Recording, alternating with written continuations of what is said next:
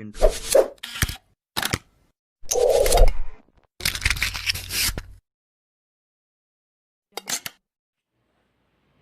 Halo semua, Assalamualaikum warahmatullahi wabarakatuh. Perkenalkan, nama saya Agnia Safa Azhara. Di video ini, saya tidak sendirian, ada rekan saya yang bernama Assalamualaikum warahmatullahi wabarakatuh. Hai, perkenalkan saya Dewi Lasana Malik dari kelompok 7. juga Assalamualaikum warahmatullahi wabarakatuh. Hai, perkenalkan nama saya Insyira Astiani Pratiwi dari kelompok 7. dan Assalamualaikum warahmatullahi wabarakatuh. Hai, perkenalkan nama saya Angel Wasi Sadinda Fatmawati dari kelompok 7. kami dari jurusan Ilmu Hukum UIN Syarif Hidayatullah Jakarta, semester 3, kelas B. Di video ini, kami akan membahas seputar hukum asuransi dan takaful. Silakan ditonton, and let's get started.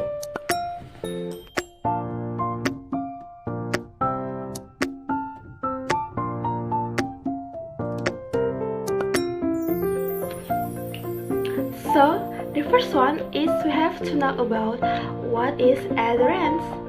Menurut pasal 246 Kitab Undang Hukum Dagang, asuransi atau pertanggungan adalah perjanjian dengan mana pihak penanggung mengikatkan diri dengan tertanggung dengan menerima premi untuk memberikan penggantian karena kerugian, kerusakan, atau kehilangan keuntungan akibat dari evenement.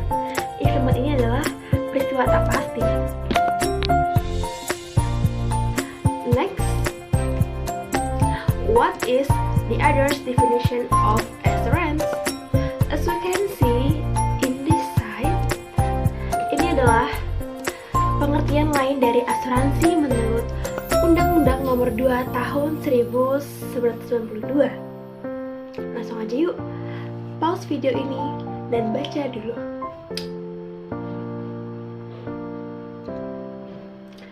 Gimana? Udah baca? Kita lanjut ke next slide selanjutnya. Nah, berdasarkan definisi-definisi yang saya jelaskan, maka dapat disimpulkan bahwasanya terdapat unsur-unsur asuransi. Ada berapa? Mari kita cek. Nah, sesuai yang kita lihat dari slide sebelah sini, maka terdapat 4 unsur dalam asuransi. Yang pertama ada tertanggung atau insured, yang berjanji akan membayar uang premi kepada penanggung secara sekaligus maupun berangsur-angsur. Lalu unsur yang kedua adalah penanggung atau insured, yang berjanji akan membayar sejumlah uang kepada tertanggung secara sekaligus maupun berangsur-angsur. Singkatnya, kita sebagai konsumen atau tertanggung dan perusahaan asuransi adalah penanggung. Lalu unsur yang ketiga adalah suatu peristiwa atau accident, yaitu yang tak tertentu, yang tak diketahui sebelumnya. Dan yang keempat adalah interest atau kepentingan, di mana yang mungkin akan mengalami kerugian akibat evenement atau peristiwa tak pasti. Next, macam-macam asuransi. Dalam Undang-Undang Nomor 2 Tahun 1992, Pasal 1 Ayat 1. Apa aja sih macam-macamnya? Mari kita cek. Macam-macam asuransi. Yang pertama adalah asuransi kerugian. Asuransi kerugian adalah perjanjian yang dibuat oleh tertanggung dan penanggung, di mana tertanggung bersedia untuk membayar uang premi kepada penanggung untuk jangka waktu tertentu, dan penanggung bersedia untuk memberikan ganti rugi kepada tertanggung manakala barang atau objek yang dipertanggungkan mengalami kerugian atau kerusakan akibat dari peristiwa yang tidak diduga. Inti dari asuransi kerugian ini adalah menutup asuransi untuk suatu peristiwa karena kerusakan harta benda yang dipertanggungkan karena sebab-sebab yang disebut dalam kontrak atau polis. Nah, di dalam asuransi kerugian ini memiliki jenis-jenisnya loh. Yang pertama adalah asuransi kebakaran. Jenis kedua adalah asuransi kehilangan dan kerusakan. Dan jenis ketiga, asuransi laut. Jenis keempat, asuransi pengangkutan. Jenis kelima, asuransi kredit. Yang keenam, asuransi kendaraan bermotor. Dan yang ketujuh, asuransi kereta kapal. Nah, teman-teman bisa banget nih mencari sendiri selain jenis-jenis yang tadi saya sebutkan tadi. Dan kita langsung lanjut ke slide selanjutnya. Macam asuransi yang kedua adalah asuransi jiwa. Asuransi jiwa diatur dalam Kitab Undang-Undang Hukum Dagang hanya diumpai 7 pasal, yaitu pasal 302 sampai 307. Sesuai kita lihat di slide sini, ini merupakan pengertian dari asuransi jiwa menurut pasal 302 Kitab Undang-Undang Hukum Dagang, yaitu jika seseorang dapat guna keperluan seseorang yang berkepentingan dipertanggungkan baik untuk selama hidupnya jiwa itu, baik untuk suatu waktu yang ditetapkan dalam perjanjian. Sedangkan menurut saya sendiri, asuransi jiwa merupakan perjanjian di mana pihak tertanggung menawarkan diri kepada pihak penanggung dan bersedia untuk membayar uang pertanggungan, dan apabila sang tertanggung sudah meninggal, pihak penanggung akan membayarkan uang santunan kepada ahli waris. Di dalam asuransi jiwa ini memiliki jenis-jenisnya. Ada 3. Yang pertama adalah asuransi kecelakaan. Jenis kedua adalah asuransi kesehatan. Jenis ketiga adalah asuransi jiwa kredit. Dan terdapat 2 produk asuransi jiwa dalam praktik. Yang pertama adalah produk asuransi jiwa, yaitu dibagi lagi menjadi 3, menjadi asuransi jiwa murni, berjangka panjang, jangka pendek. Lalu produk praktik yang kedua adalah asuransi jiwa dalam program asuransi sosial, seperti asuransi kesehatan, lalu dana pensiun, dan juga asuransi wajib sosial. Seperti itu penjelasan dari saya mengenai pengertian dan macam-macam asuransi. Materi selanjutnya akan disampaikan oleh rekan saya. Di sini saya akan menjelaskan materi mengenai para pihak dalam asuransi dan perjanjian asuransi. Yang pertama yaitu subjek asuransi. Apa sih yang dimaksud dengan subjek asuransi? Subjek asuransi ialah pihak-pihak yang bertindak aktif dalam perjanjian tersebut. Ada 2, yaitu penanggung dan tertanggung. Yang pertama ada penanggung. Apa sih yang dimaksud dengan penanggung? Penanggung adalah pihak yang menerima risiko, di mana dengan mendapatkan sebuah premi. Sedangkan tertanggung adalah pihak yang mengalihkan risiko kepada pihak lain dengan membayarkan sebuah premi. Nah, selanjutnya saya akan menjelaskan tentang hak-hak dan kewajiban dari penanggung. Adapun hak-hak dari penanggung ada 3. Yang pertama, menerima premi. Yang kedua, mendapatkan keterangan dari tertanggung berdasarkan proses di tingkat terbaik. Yang ketiga, hak-hak lain sebagai imbalan dari kewajiban tertanggung. Nah, karena kita sudah mengetahui hak-hak dari penanggung, maka selanjutnya adalah kewajiban dari penanggung. Kewajiban penanggung ini ada 2. Yang pertama, memberikan polis kepada tertanggung. Nah, yang kedua, membayar ganti rugi dan membayar santunan pada asuransi jiwa sesuai dengan kondisi polis. Nah, karena kita sudah mengetahui hak-hak dan kewajiban dari penanggung, maka selanjutnya yaitu hak-hak dan kewajiban dari tertanggung. Hak-hak dari tertanggung ini ada dua. Yang pertama, menerima polis. Yang kedua, mendapatkan ganti rugi bila terjadi peristiwa yang tidak diharapkan yang terjamin kondisi polis. Nah, selanjutnya adalah kewajiban dari tertanggung. Kewajiban dari tertanggung ada 4. Yang pertama, membayar premi kepada penanggung. Yang kedua, mencegah peristiwa yang merugikan terhadap objek yang diasuransikan tidak terjadi atau dapat dihindari. Nah, yang ketiga, memberikan keterangan yang benar kepada penanggung mengenai objek yang diasuransikan. Nah, yang terakhir ini adalah memberitahukan kepada penanggung bahwa telah terjadi peristiwa yang menimpa objek yang diasuransikan. Nah, karena tadi di awal kita sudah membahas tentang subjek asuransi, maka selanjutnya adalah objek asuransi. Sesuai dengan pasal 268 KUHD yang mengatur, suatu pertanggungan dapat mengenai segala kepentingan yang dapat dinilaikan dengan uang, dapat diancam oleh suatu bahaya, dan tidak dapat dikecualikan oleh undang-undang. Nah, sedangkan menurut pasal 1 ayat 2 Undang-Undang Nomor 2 Tahun 1992 menyatakan objek asuransi adalah benda dan jasa, jiwa dan raga, kesehatan manusia, tanggung jawab hukum, serta semua kepentingan yang dapat hilang rusak, rugi, dan atau berkurang lainnya.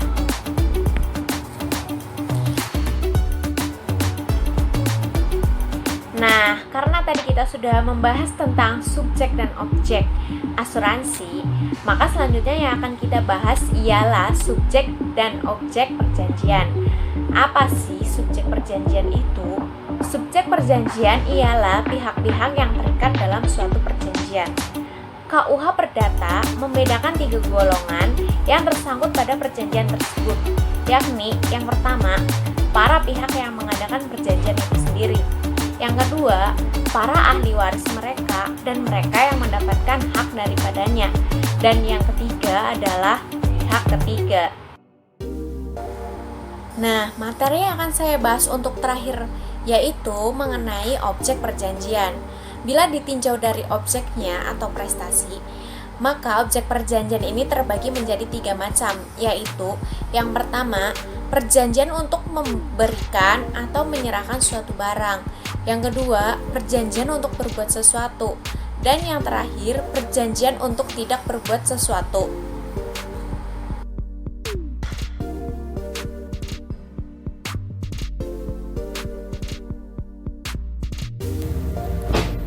Di sini saya akan membahas mengenai asas-asas asuransi. Yang pertama, yaitu asas konsensual. Pada pasal 1320 ayat 1 KUH Perdata, itu ditentukan bahwa salah satu syarat sahnya perjanjian adalah dengan adanya kata kesepakatan di antara kedua belah pihak. Apa itu kesepakatan? Yaitu merupakan penyesuaian antara kehendak dan pernyataan yang dibuat oleh kedua belah pihak. Kemudian kedua, yaitu ada asas kebebasan kontrak. Asas ini ditentukan pada pasal 1338 ayat 1 KUH Perdata yang menyatakan bahwa semua perjanjian yang dibuat secara sah itu berlaku sebagai undang-undang bagi mereka yang membuatnya. Asas ini bukan berarti sebebas-bebasnya. Konsekuensi asas ini itu dilarang membuat kontrak yang bertentangan dengan ketentuan hukum yang berlaku atau kesusilaan. Kemudian yang ketiga itu ada asas kepastian hukum. Asas ini berhubungan dengan akibat perjanjian. Asas ini merupakan asas bahwa hakim atau pihak ketiga itu harus menghormati substansi isi kontrak yang dibuat oleh para pihak, sebagaimana layaknya itu sebagai sebuah undang-undang. Mereka tidak boleh melakukan intervensi atau campur tangan terhadap substansi kontrak yang dibuat oleh para pihak. Asas ini dapat disimpulkan pada pasal 1338 ayat 1 KUH Perdata. Yang keempat, yaitu asas ketentuan mengikat. Apabila dihubungkan dengan perjanjian asuransi, itu berarti bahwa pihak penanggung dan tertanggung itu melaksanakan ketentuan perjanjian yang telah disepakatinya. Karena perjanjian yang telah dibuat oleh para pihak itu memiliki kekuatan yang mengikat sebagaimana undang-undang yang memiliki akibat hukum. Yang kelima, asas kepercayaan. Artinya, mereka yang mengadakan perjanjian itu melahirkan kepercayaan di antara kedua belah pihak. bahwa satu sama lain itu akan memenuhi janjinya untuk melaksanakan prestasi seperti yang dijanjikan. Yang keenam, yaitu asas persamaan hukum, yaitu asas bahwa suatu subjek hukum yang mengadakan perjanjian itu mempunyai kedudukan, yaitu hak dan kewajiban yang sama dalam hukum dan tidak dibeda-bedakan antara satu dengan yang lainnya. Yang ketujuh, yaitu asas kepribadian, yaitu merupakan asas yang menentukan bahwa seseorang yang akan melakukan dan atau membuat kontrak itu hanya berlaku untuk kepentingan perseorangan saja. Hal ini dapat dilihat dalam pasal 1335 KUH Perdata yang menyatakan bahwa untuk mengadakan suatu perjanjian, orang tersebut harus untuk kepentingan dirinya sendiri. Dan pada pasal 1340 KUH Perdata itu menyatakan bahwa perjanjian yang dibuat oleh para pihak hanya berlaku bagi mereka yang membuatnya. Yang ke-8, asas keseimbangan atau prorata. Asas ini merupakan suatu asas yang menghendaki kedua belah pihak untuk memenuhi dan melaksanakan perjanjian. Apabila terjadi peristiwa yang menimbulkan kerugian, maka itu harus diganti secara seimbang dengan risiko yang ditanggung oleh penanggungnya. Kemudian yang terakhir itu ada asas iktikat baik. Asas ini ditentukan dalam pasal 1338 ayat 3 KUH Perdata. Dia menyatakan bahwa perjanjian itu harus dilaksanakan dengan iktikat baik. Asas ini berlaku untuk semua perjanjian yang termasuk perjanjian asuransi.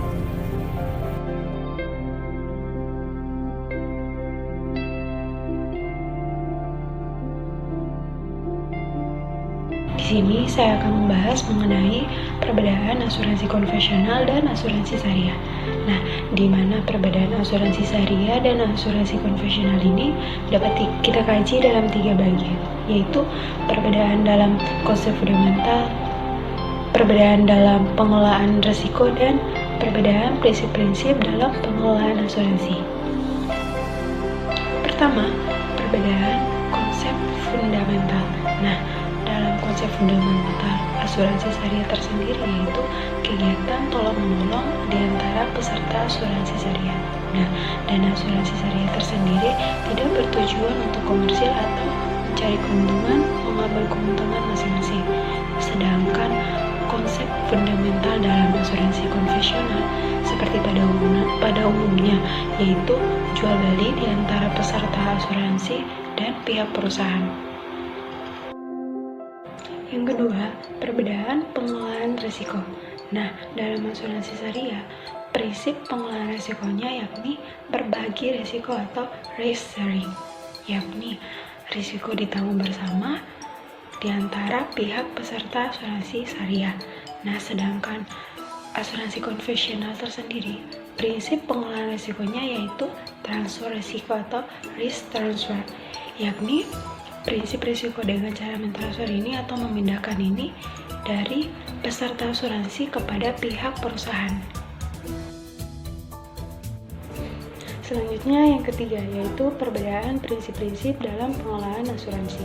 Nah, yang pertama prinsip dari asuransi syariah yaitu prinsip tauhid, di mana setiap muslim harus melandasi dirinya dengan tauhid dalam menjalankan segala aktivitas kehidupan dan tidak terkecuali dalam berasuransi syariah, di mana dalam niatan dasar ketika berasuransi syariah harus atau mewajibkan kita sebagai umat muslim untuk mengharapkan keridhaan dari Allah Subhanahu wa Ta'ala.